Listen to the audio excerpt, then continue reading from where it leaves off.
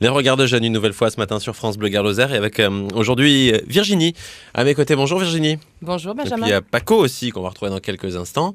Dis-moi Virginie, où est-ce qu'on va? Qui est-ce que tu as rencontré? De quoi est-ce qu'on parle Alors, ce matin? le thème aujourd'hui, c'est l'emploi et la formation des jeunes sur le parcours d'insertion. Essentiellement un parcours d'insertion réussi qui concerne donc Sarah Lawari. Pourquoi Sarah et pourquoi donc le thème du parcours d'insertion réussi? Parce que Regard de Jeunes a réalisé des enquêtes de terrain et des reportages sur les deuxièmes rencontres de l'emploi solidaire dans le Gard qui se sont tenues au Pont du Gard le mardi 15 octobre 2013.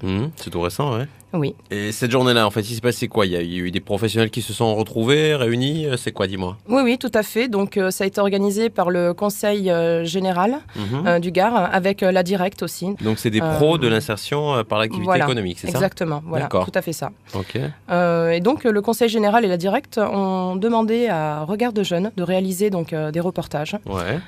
Donc un en particulier aujourd'hui puisqu'il s'agit de Sarah, sur donc le parcours d'insertion et donc tout ce qui englobe, c'est-à-dire la dimension formative, les freins à l'entrée en formation et à l'emploi. Donc c'est pourquoi aujourd'hui je vais développer donc sur le thème de Sarah Lawari qui a travaillé dans un chantier d'insertion et qui a réussi son parcours. C'est vachement bien. Ouais, c'est super. Avant ça, elle a connu beaucoup d'années de galère, sortie de la fac. Et ce chantier d'insertion, justement, a été un véritable tremplin pour elle. Elle a pu développer son projet professionnel. Elle a mené à bien en faisant des immersions et des stages. Et donc, ça s'est conclu par un BPGEPS qu'elle a obtenu en 2011. Et par la suite, elle a signé un CDD, donc à Arles, dans une maison de repos, on dira, où elle s'est occupée d'un public donc en difficulté psychique. D'accord. Et aujourd'hui, elle vient de signer un CDI. Donc belle progression, quoi, finalement, depuis les années de galère. Ah ouais, super belle progression. On a touché le fond, aujourd'hui, ça y est, quoi, c'est bon. Exactement, ouais. Et on va l'écouter? Ça donne beaucoup d'espoir, et on va l'écouter. Mon conseiller de la mission locale me dit, écoute, là, il y a un chantier d'insertion. Cette mesure m'a permis d'avoir un salaire, donc une stabilité financière. En plus, ayant à l'époque un enfant, ça aide pas mal. Et au-delà de ça, quand on sort de troisième, ou même après de terminale, on n'a pas conscience de la réalité du marché de l'emploi. Et quand on est désespéré, qu'on ne sait plus où on va, qu'on est en désenchantement total, parce qu'on sort d'études, on a notre bac en poche, mais on sait pas plus où on va aller, et qu'on est lâché un peu comme ça, parce qu'en plus on a 18 ans, et jusque-là on vivait dans une bulle au final, et que cette bulle elle éclate, et qu'on a un tas de trucs qui nous arrivent dessus. Voilà, ça c'est chaud.